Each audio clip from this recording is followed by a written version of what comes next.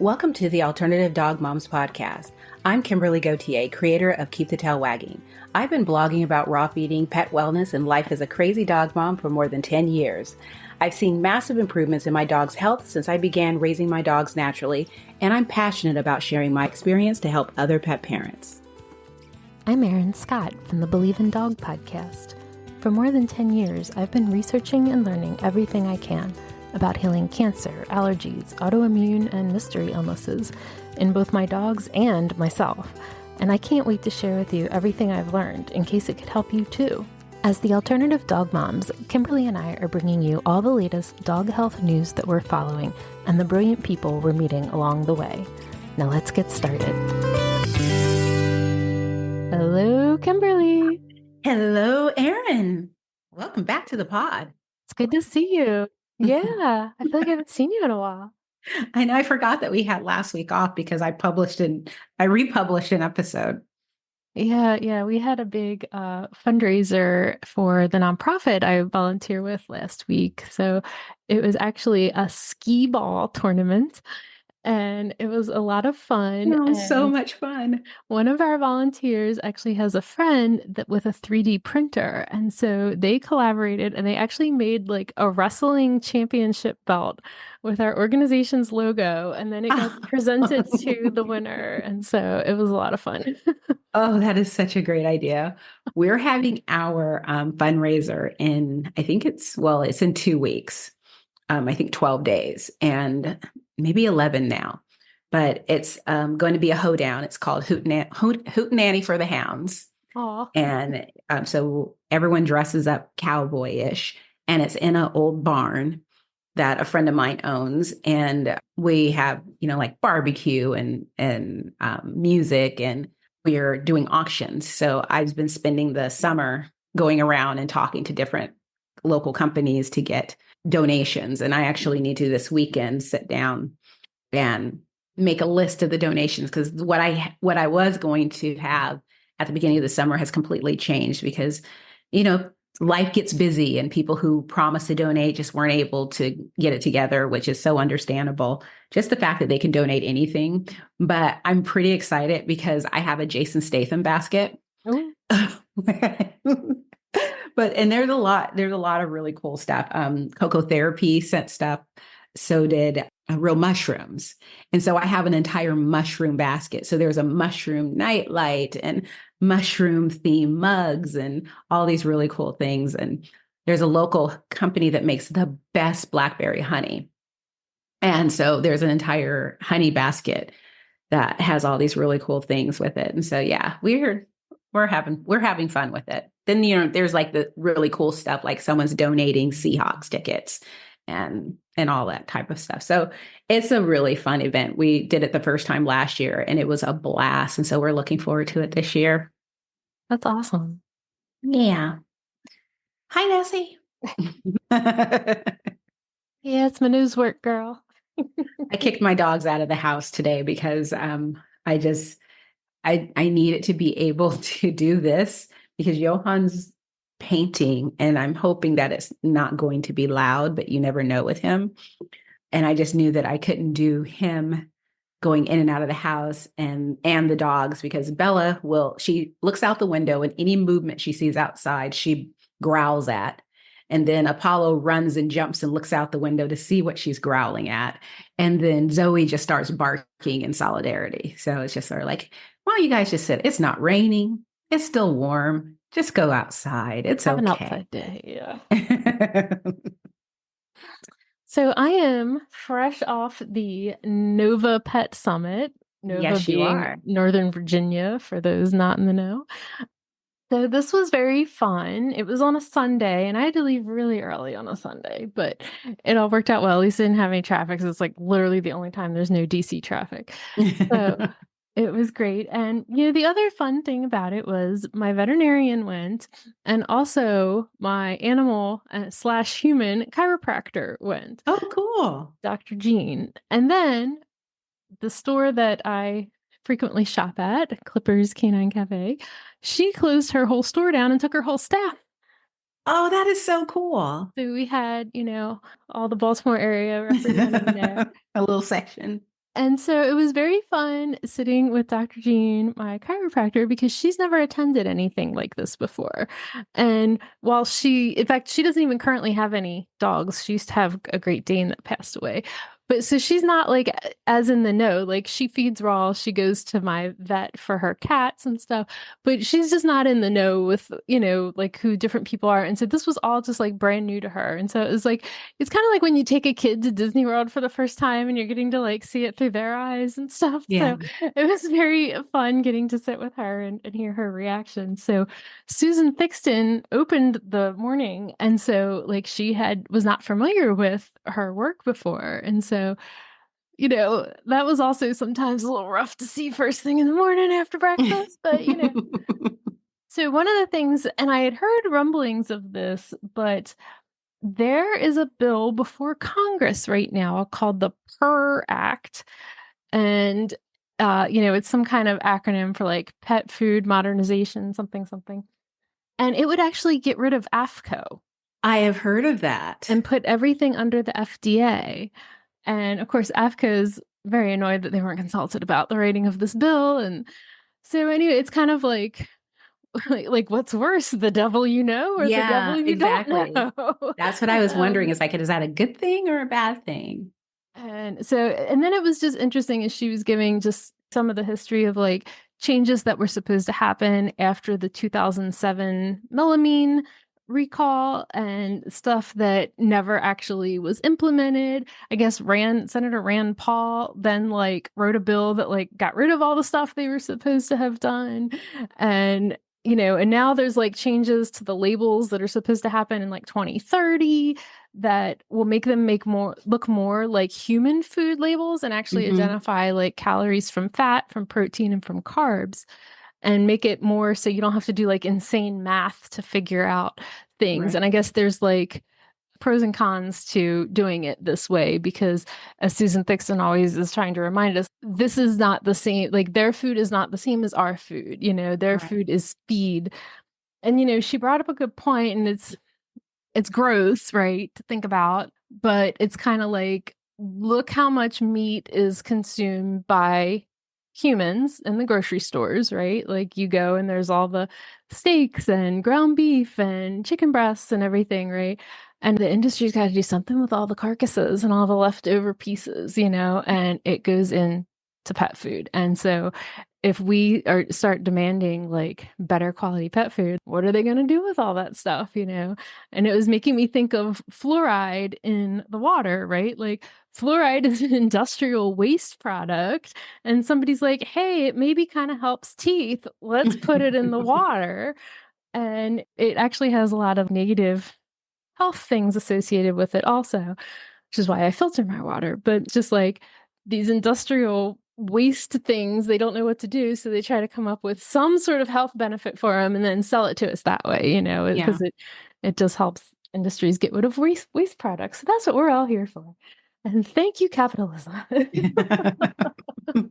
So this summit was particularly interesting. She had a really interesting mix of speakers because she had a mix of kind of like the known speakers as well as local veterinarians in the holistic space. So one of the speakers was actually the vet that I used to go to, Dr. Deb Malou. And I only stopped going to them because it was like an hour and a half each way from my house, and I found somebody closer. So I love them. It was like wonderful to see her. She was talking about all the unique holistic therapies that she does in her practice and like took us through some different case studies. And so, I was familiar with some of these because I had gone to their clinic before, but it was really neat getting to hear other people's reaction to some of the things. Like she does these gold bead implants. And so this is something that it's a surgical implant of 24 karat gold beads on certain acupuncture points. And it's particularly helpful for things like hip pain and certain like dogs that might need almost the equivalent of like a hip replacement, that this is something that can stimulate positive charges and help these animals get around much better, as if they had this other major surgery, but instead they've just had this thing implanted on certain like acupressure points. And so anyway, it was just really neat hearing about some of those. Is there side effects to that? Not that I'm aware of. Oh, that's like really interesting. I've never even heard of that. Things like that just fascinate me because it's like, who figured that one out? Right. It's like, wow. And of course, she's a big, she uses ozone a lot in her practice. And she Mhm. was talking, I'm so passionate about like CCL tears not needing surgery. And she does prolozone. So she took us through one of those case studies. Case studies must be something that vets do at vet conferences because I noticed like a lot of them were doing that. And I was kind of like, oh, this must be how they talk to each other. But it was, it was neat just getting to hear that kind of perspective of how they approach things, why they did it that way, why they chose that thing, and like how the outcome was. And then we had another local veterinarian. She had a very German name. I'm going to call her Dr. Jung because I'm not sure how to pronounce it.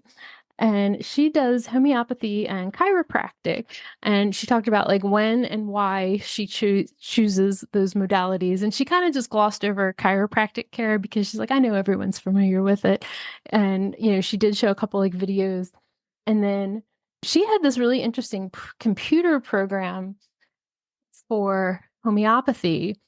And I also felt like it's not something that just anyone could use because it's based on how the guy back in like the 1700s that created, or standardized homeopathy, it's like based on how he worded different symptomologies. So for instance, if you get car sick, that was actually called like motion sickness by carriage. And so, I feel like not just anybody could just start like popping things into this program because you'd have to be really familiar with, how the symptomology was worded in the Right. original. So, but so she would approach different cases and give us the symptoms and how she graded like what was like from a 1 to 4 of like weakest to strongest, and then what like this algorithm would say like try these different remedies and kind of give like percentages of which ones they match up with, and then she would talk about that. So anyway, that was really cool because I had never seen that kind of program used before.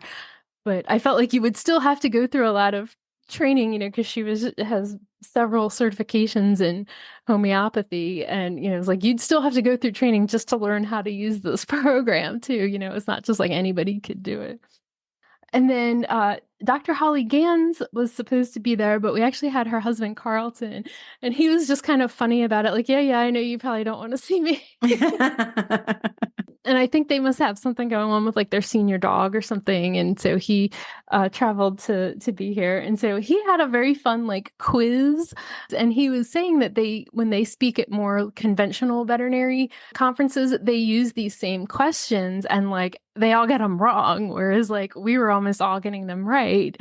And so, it was very fun just to see that and just about the microbiome. And he shared some of their new research papers that have been published. And I'm just always so fascinated of what they're doing. I so love and appreciate that whole microbiome transplant. I think it's going to be a really powerful tool for a lot of dogs, and and I hope at some point it becomes easier for people because I think the only thing that they use it for in people is if you've had like multiple C. diff infection, in the hospital, that they can do it in certain circumstances. And I mean, it's kind of gross when you think about it, right? But I mean, if it could help Yeah. like we should make these things more readily available. Yeah, I agree. And so then, of course, we had Dr. Becker and Rodney, and they're just so engaging. And again, I just loved getting to see Dr. Jean like enjoy their presentation. And they were also, I'll have to put a link in the show notes, talking about a new study that just came out from the Dog Aging Project, where they used these like silicone tags that actually like would collect environmental contaminants, and they like study just like the amount of contamination that dogs are getting from us, and things Oh, like the Teflon pans that we yeah. the nonstick pans and just so I want to dig into that some more, so I'll share a link to all that. So that was really fascinating. And then we did like a Q&A. And I gotta tell you, there have been times in the past where I have dreaded Q&As because people will get up and ask these really like bizarre, long-winded questions that are like Yeah, about some very dog specific to their that dog. they had, like 14 years ago that died already. And like, they want to, but every conference I have been to this year and in recent history, people have asked really good questions. They really got the point of asking like broad stroke questions that are applicable to, everyone. Like, I just have to give everybody a hand. We had some great conversations. We had a panel up there with Dr. Becker and some of the other veterinarians that spoke. And so, you know what I wanted to ask, and I didn't get a chance to, is I want to know what Carlton and Dr. Holly feed their dogs for their microbiome. That is actually a really good point. I'm curious to know how often they test their dog's microbiome since they have a lab. Like, I figure, is it every 6 months? Is it once a year? Are they cognizant enough that when a dog joins their family, because that's what I would love. It's like if I had endless funds, day one, I'm finding your poop and sending it off to the lab. Yeah. And then, 6 months later, doing it again to see what it's like and so on. I mean, it's just, oh my gosh, I just think things like that is so fascinating. And their team is so great too. I mean, but yeah, what you said about the questions, one thing that I thought was really clever, because now I have a conference coming up, the Feed Real Summit, and they ask for questions ahead of time. Oh, okay. And then they'll have a panel, and what they'll do is they just pull questions kind of like out of a hat, and they ask those questions. And so that way, I don't think people I don't think people in the audience were really asking questions. It was all managed because they had what is it called? Like the host. Like a moderator. Yeah. And it was, I can't remember his name right now, but from CBD Dog Health. And he did a stupendous. Carter. Yeah, Carter. Thank you. He's fabulous. I was thinking Christopher. So good at that stuff. And I was like, Christopher is not right. But yeah, it was Carter, and he was fabulous. Yeah. But yeah, they just had questions beforehand. And I thought that was really smart because I've never seen that before. I feel like that's probably to prevent the phenomenon we were mentioning. Yes, exactly. Because I know people mean well, but it's just sort of like people get a very specific and they think that they're going to get this answer. And it's just sort of like, even though they say we cannot like do, medical questions, and they tell people it needs to be general, people still, they start talking and they just keep going and going and they don't realize it. And it's just like, I think I've gotten secondhand cringe for so long from that I'm always hesitant to ask a question because I'm terrified that I would do that. And then the last speaker of the day was another local veterinarian named Dr. Lori Blankenship, and she was talking about holistic treatment of cancer. And she uses, I've always known it as bloodroot or neoplazine, and I guess it has a new name now called Sun Solutions. And it's something that, like, if you have a topical tumor, it'll like literally like eat away the tumor, but then it kind of leaves a big gaping hole that needs to heal up. And so it's not for the faint of heart, because if you're a pet parent, you have to, take care of this like gaping wound now, and it keep like them from off. licking it. And but like if you have like a topical, like a mast cell or something, like it will just eat, and you don't even have to worry about getting clean margins because it finds all of the bad cells and eats it all up. So it's just some pictures of that, which are always interesting. And of course she talked a lot about like ozone and things too, and I just wish like everybody everywhere did ozone. And I know. I actually started using a face cream that's been ozonated, and toothpaste, the taste takes a little bit to get used to because it has that kind of chlorine pool smell to it, but I can tell the difference like in my teeth, and we'll see about the face. I'm a woman of a certain age now, so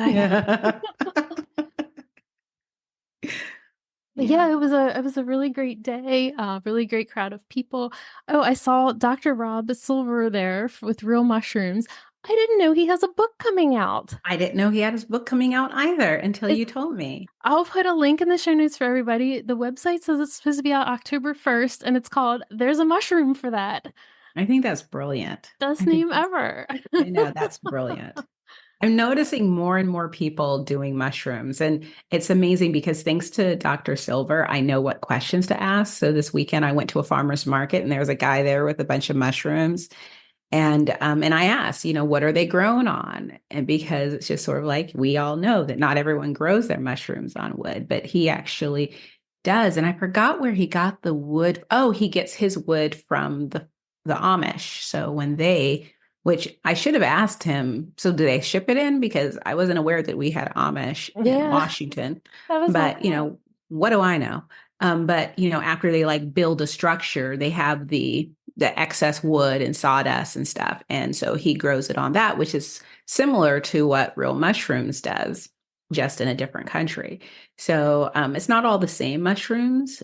These were the only ones that, were similar, like were oyster mushrooms and something else. I can't remember. Oh, lion's mane.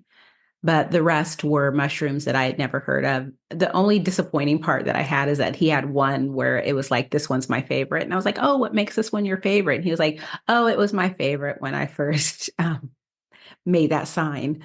And I was just like, okay. But then I think he remembered and he was like, oh, well, it's a really hard mushroom to grow in this climate. And when I finally figured it out, it just became my favorite. And I was like, oh, okay, that's really cool. So a special thanks to Claudia of Miss Kibbles that put this whole conference on. It was a lovely day, and I didn't even hit too much traffic on the way home, so that was good. Nice.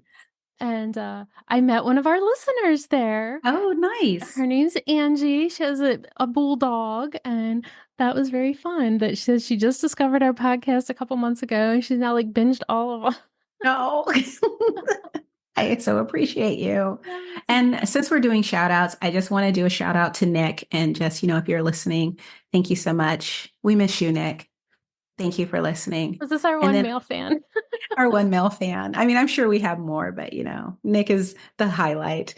And also we have a new follower, a friend of mine, Karen, recently discovered our podcast. And so she's starting to listen and catch up. And I think a few of my friends just realized that I have a podcast, so they may be listening too. Hi, friends. Hi, friends. Do you want me to tell you the other thing I've been nerding out on? Yes, please. So I follow a bunch of people health podcasts, and there is this guy named Dave Asprey. He's the guy that made like bulletproof coffee where you put the butter in your coffee, famous. So I don't listen to like every episode, but I'll listen if it's something that sounds interesting to me. And he had an episode that was called The Fat You Didn't Know You Needed. And when I started reading the show notes, I realized that he was actually going to be speaking with a veterinarian. And I was like, let me listen to this. And so this woman had a fascinating story. She's a veterinarian that studied dolphins in the Navy. And they knew that and this is like down in San Diego, and they were like, well, some pods of dolphins will live to like 60 years old, and other ones only live to like 20 or 30. And so they started to wonder, like, what was the difference? And so they started examining their diets, and they found that the dolphins that were living longer years ate like the bigger, deep water fish, whereas the dolphins that were living a shorter lifespan ate the smaller fish, like closer to the shore. And then they started examining these fish to see, like, well, what's the difference between these fish, like nutritionally? And they discovered a brand new essential fatty acid that was only recently discovered in the last like 5 to 10 years. And it's called C15. So pentadicilic acid. Yeah, I have no idea how to pronounce it. I would totally butcher it. So I immediately contact Billy. And I'm like, hey, Billy, have you ever heard of C15? And he's like, oh, yeah, we test all of our food composition for it. And then he's like, oh, in fact, I did this whole like Facebook Live thing about it with Dr. Katie Woodley. And so he like sends me the link. And then he sent me some information of like the testing levels of how much C15 is in each of their foods. And so part of me is like, okay, now I feel like I need to contact all of the raw food companies and see if any of them test their food composition for levels of C15. And so basically, like what this podcast that I was listening to was saying, like the more C15 you have, the longer lifespan, because it repairs the cell's ability to create energy.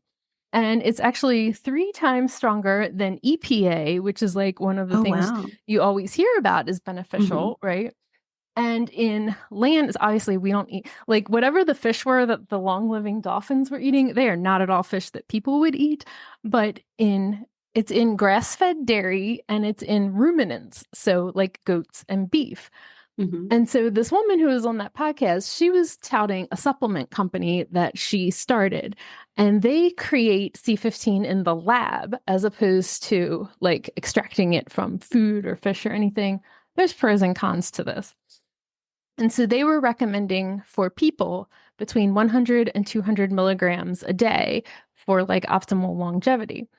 In the green juju beef food, there's 60 milligrams per ounce.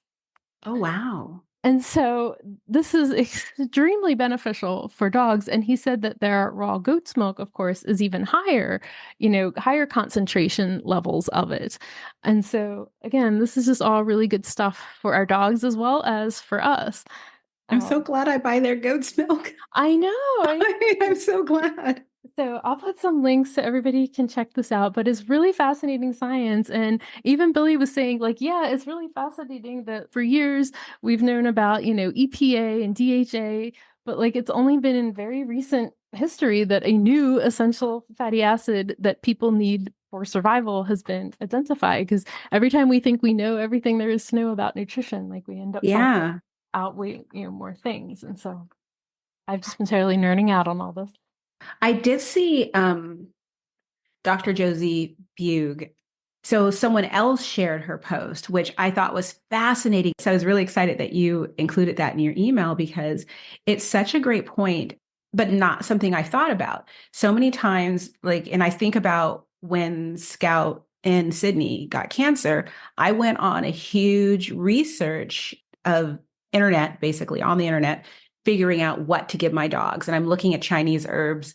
And thankfully, with Sydney, she wasn't with me very long after her diagnosis, only 5 weeks. And I didn't want that 5 weeks to be stuffing herbs down her throat. So I let her eat whatever she wanted. Um, with Scout, it was a different story. And again, thankfully, I did have a holistic vet to work with. And so I ran the supplements by the holistic vet, and the person whose information that I got is actually a local veterinarian, and she has a website. So it was information that I can email and just have follow-up questions to make sure I understood what I was doing. So I didn't go too far, but there are so many commercial supplements that are herbs, which is great. But too often, I think we think that because it's natural, then there are no side effects, and that it's just only going to, if it's either not going to do anything, or it may lead to a little bit of an upset tummy, or it will help, but it's not going to really have any type of negative side effects. And when I saw that post, I immediately started thinking about what about the different herbs that might, I don't know what the word is, but basically cancel each other out, or become a little more toxic because you're not adding the right dosage because you don't really know what you're doing. Because sadly, the information that we have for our dogs, especially that's available to us, is very limited. And it's not like locally, many of us have a source for someone who's going to guide us in this. And we join these Facebook groups, and people, it worked for their dogs, and everyone seems to be really on top of a certain product. And so we trust and buy and hope that it does the same for our dogs. And I mean, I've been at this for over 10 years. And this is the thing that I love about this community, is that you are still constantly learning. Someone will post something that is just like, oh, that's right. That's right. We, slow it down a little bit. Yeah. So Dr. Josie had posted that when she's been going to visit her patients, that she's taking them off of things because people, like I said, they go in Facebook groups, they are looking for like, what have other people done for this condition? And so like she showed a picture that like this one dog was on 6 different Chinese herbal formulas. And yeah, like they all are either canceling each other out or they have so much of one of the same things that it's like getting too much of something. Yeah. And, she was really reminding everyone that like Chinese herbs are medicine and it's not just like throwing in different, supplements together. Yeah. And particularly because a lot of times you can't pronounce the names of things. It's hard to like really decipher like what this is or what is in, this thing. And, to really, if you want to try one thing, like, okay, but Yeah. don't go self-diagnosing and putting your dog on like multiple things. Everything under the sun. And to really, the best thing would obviously be to work with a practitioner, but again, not everybody has one. Locally. I know. I'm just so grateful for people like Dr. Beug, regardless of all the rest of it. It's so important that they are constantly sharing this type of stuff simply because it is something that there's so much information. Yeah. And there's so much. And plus, like with us, with this podcast, we're interviewing all these amazing people. And it's easy to be able to like, I'm going to buy that. And I feel like we've been very lucky because we've gotten some really cool supplements that have been great. But just because, for budget and time, I try not to over supplement. So if I buy a new supplement, I need it to replace something else. Right. And, and if it's not a replacement, then it better be amazing. But it's just, I think the only supplement recently that I've just added to the mix was the ion gut support.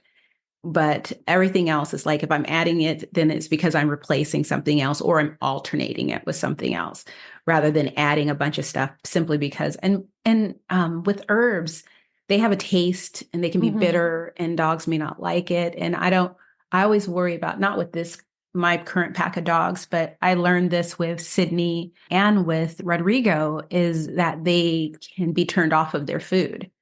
If, if they don't like it, and if they're sick and they need to have sustenance to keep their energy up so they can fight whatever they're fighting, you definitely don't want to turn them off of their food. But I totally understand just the desperation that goes into someone buying everything. And there are a lot of websites out there. And I don't mean like websites that are taking advantage of people. I mean just informational websites that are listing out the different supplements. And so you want to just go and buy them all. And I actually had to go back to a few of my cancer posts and eliminate a lot of the stuff that I put in there because I didn't want people buying 25 things and, it basically being more harmful than good. So, I mean, I would be interested in having someone come to my house and go through my stuff and see what they would get rid of. Where am I going too far with? Yeah, I mean, I have like 5 different like wound healing ointments, Yep.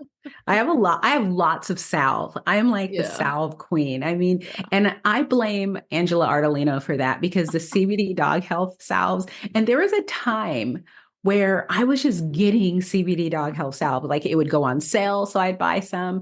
I've gone to a couple of events where we got some. So I have a lot of it on hand and I started using it for myself too. So I'm like, this is really nice. So I use it as a lip balm.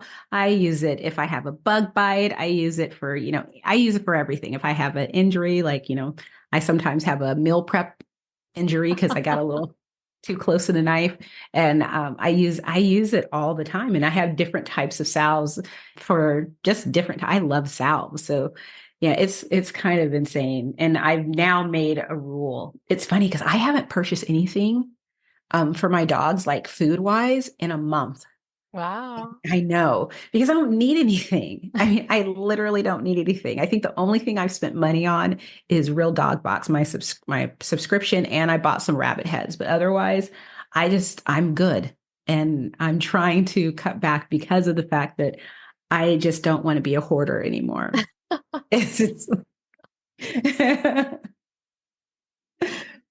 So Dr. Josie shared another interesting article too that was from like a mainstream veterinary publication. And I was so like glad to see this. And it was kind of like warning veterinarians, like, look, there's all these new drugs that are coming on the market. Like, don't just go prescribing them willy-nilly based on these marketing claims.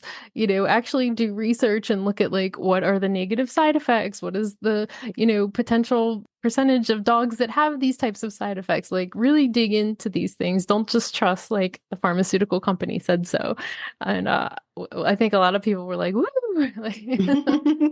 Well, that brings me to my recent experience on TikTok, which, I don't spend a whole lot of time on TikTok. Well, that's a lie. I love TikTok. I do. I know it's owned by the Chinese, but because that's always the thing. They're owned by the Chinese. And it's just like, I understand. But there are a lot of entertaining people. I found a lot of people that I now follow on Facebook and Instagram. I originally found them on TikTok, like a lot of comedians and, just funny people. And then, of course, I adore my reality TV. So I found a lot of people. There's a lot of people that they do sketches making fun of reality TV shows. So TikTok is just entertaining to me. But so I figured that, oh, well, since I'm over here, maybe I'll start sharing the same videos that I post to Instagram and Facebook. It's such an easy, just share. I'll just share them over here. And it goes nowhere. I have like 2,000 followers. My videos get like 50 views. I mean, I am nobody over there. So I don't really think anything of it. Every now and then I get a like. Sometimes I'll get a question from someone who is asking like one person, I got a really great question where one person wanted to know, how do I know the meat that I'm feeding my dogs wasn't factory or lab created? And I've never gotten that question before. And I was just sort of like, that's something that's been in the news and it's something that's of a concern. And for people who are new to raw feeding or the concept of raw feeding, maybe that's something that how do I know? And so it's fun to just talk, chit chat here and there. But over the past couple of days, I had two people that were not happy with my content. One in particular was about that new longevity drug. And I posted something about why give your dog a pill when you can just feed your dog fresh food. And that was the only thing, because it's like, I'd rather just feed my dog fresh food than give a pill for longevity. And this is a veterinarian student who we went back and forth. What I found interesting about it was, one, she had very strong preconceived notions of raw feeders. So everything that I said, when I disagree with her, and I wasn't like, you're wrong. I was just sort of like, oh, I don't agree with that. And whenever I have these conversations, I have them as a dog owner. So I don't agree with kibble for my dogs. I don't agree with looking for a pill for my dogs when I can just do this. And so we were talking about that. And so, but every disagreement, she felt that I was attacking her or demonizing veterinarians and she even made up some things that I've done. And it's like, nope, nope. I didn't attack all veterinarians. I don't think that. But, it just made me realize there's an entire community out there that not only are they anti-raw, but they have some very strong opinions about what we believe that aren't exactly accurate. So dispelling those beliefs was part of our conversation. But it was actually a fruitful conversation. We did end up having to agree to disagree.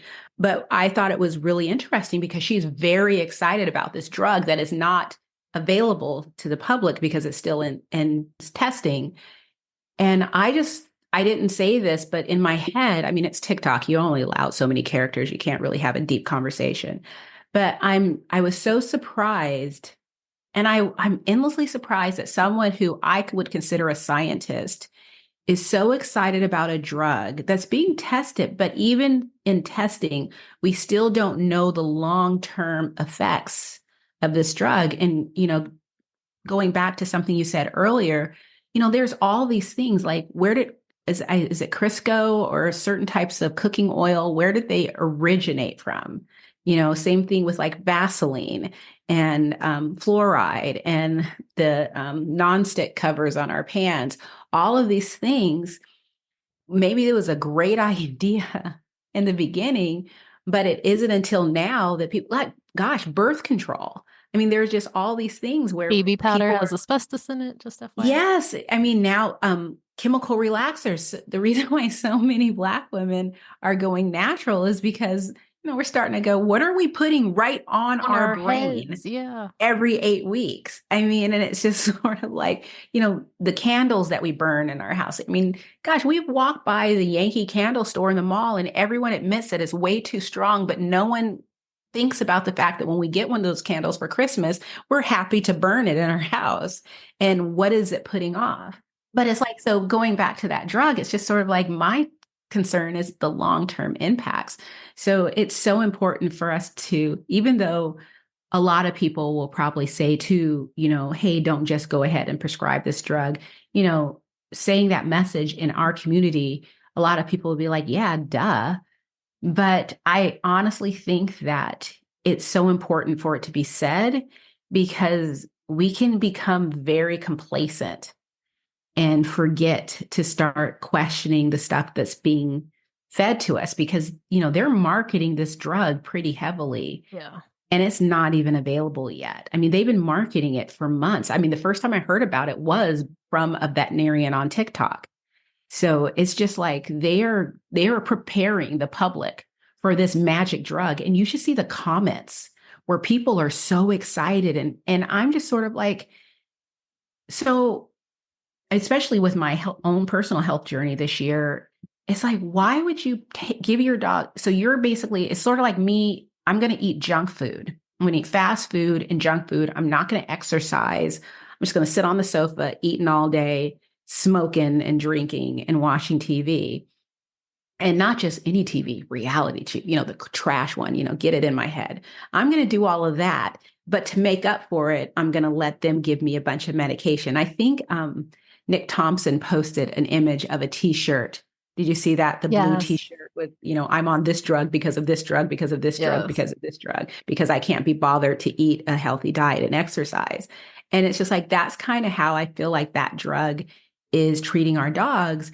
And we as a society are so used to looking to medication for everything that when someone comes forward and says, hey, why not just do this? It's cheaper, it's easier, there are no known side effects, it's natural. You're basically called a conspiracy theorist. I mean, she actually even brought up, COVID, which is like, and you're COVID. And I'm just like, but I didn't even mention, I mean, what? I mean, it was just like, so basically, but looking back at that conversation, it just goes to show raw feeders, we're seen as these conspiracy theorists. And like, what are they teaching people about us in school? Like, what is that class like? So I had a similar kind of experience yesterday. I listened in on a webinar that was hosted by an animal welfare organization that was saying, oh, we need to examine the new spay-neuter research and discuss spay-neuter guidelines in the shelter and rescue world. And so my head wanted to explode like the whole time. And then they get to a Q&A and I typed my question. Of course, they wait till the very end. And I said, well, what about ovary-sparing spay and vasectomy that will have the needed outcome of preventing unwanted reproduction while also addressing long-term health concerns, by having hormones. When I tell you the bizarre answers that they were giving, so, okay, they're not worried about the long-term, implications of spayed and neutered dogs getting mast cell cancer, about spayed and neutered dogs blowing CCLs at 2 years old, but they're very concerned, Kimberly, that because female dogs would still be having a heat cycle, that male dogs would be trying to mount them, and they've heard of mounting injuries. I mean, that's what I mean. So I just had to shut it off at that point because I'm like, yeah, I can't even. Like, that's what you're worried about? So I came up with the term today after my experience. And it's called raw feeding derangement syndrome. And I would like to define it for you. Raw feeding derangement syndrome is a mental condition in which a person's intense dislike of the practice of raw feeding causes them to verbally lash out at proponents of fresh food with unsubstantiated and inaccurate anti-raw arguments, which often devolve into name-calling and harassment. Oh, there's spay neuter derangement syndrome too. Yes. I mean, exactly. It's like all of this where there's nothing wrong with having a conversation. And the thing about it is that if someone wants to come to me, like I spoke with someone recently that it was a pet store owner, messaged me to let me know that a veterinarian came into her pet store and was looking around at the freezers. So as I'm reading the story, I'm like thinking, ooh, cool. And I bet she met a new holistic vet in the area. No, the pet store owner turns to her and goes, I am so excited to see these because you are going to be sending me so many sick dogs. And it's just like, first of all, why would you do that? Why would you go into someone's store and say something like that? That's not appropriate, nor is it accurate. But it is raw feeding derangement syndrome, where it makes it okay to say something like that. And in your case, that is a discussion to be had. I mean, if you disagree, if you're worried about mounting, then let's talk about how often does this happen? Are Exactly. there, how many cases of this? I mean, so let's bring a veterinarian in and talk about the number of cases of mounting injuries that And they're then treating. how many cases of mast cell that are being treated. Exactly. Let's talk about the reality of it. And let's talk about prevention, because just like we're telling people to brush their dog's teeth. We're telling people, make sure your dogs get plenty of exercise so they can keep the weight off so that it doesn't, impact their joints. We're telling people all of these things.